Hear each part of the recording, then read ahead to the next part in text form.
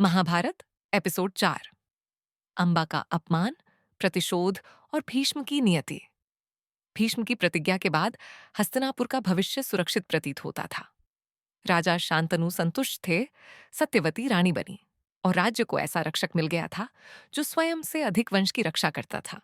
परंतु नियति शांत नहीं बैठती, वह अपने मार्ग स्वयं बनाती है। कुछ समय बाद हस्तिनापुर के युवराज विचित्रवीर्य के विवाह का प्रश्न उठा।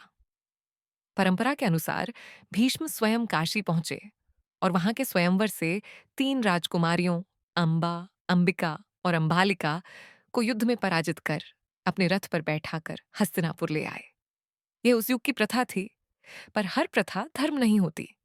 मार्ग में अंबा ने साहस जुटाकर भीष्म से कहा, महावीर, मेरा हृदय किसी और को समर्पित है। मैं राजा शाल्व से प्रेम करती हूं। भीष्म चौंके। उन्होंने तुरंत अंबा को मुक्त कर दिया और कहा कि वह जहां चाहे जा सकती है। अंबा शाल्व के पास पहुंची, पर वहां उसका अपमान प्रतीक्षा कर रहा था। शाल्व ने उसे स्वीकार करने से इनकार कर दिया। तुम अब मेरी नहीं रही, तुम्हें भीष्म ने जीता है। मैं अपमानित स्त्री को नहीं अपना सकता। अंबा टूट गई। वह लौटकर भीष्म के पास आई और बोली, आपने मेरा जीवन नष्ट कर दिया है, अब आप ही मुझे स्वीकार करें। भीष्म ने शांत स्वर में उत्तर दिया, मैं ब्रह्मचारी हूं, यह मेरे लिए असंभव है। अंबा के पास अब कोई मार्ग नहीं बचा था, न पिता का घर, न प्रेमी का सहारा, न भविष्य की आशा। उसका अपमान केवल व्यक्तिगत नहीं था, वह पूरे समाज की चुप्पी का परिणाम था। अंबा ने संकल्प लिया।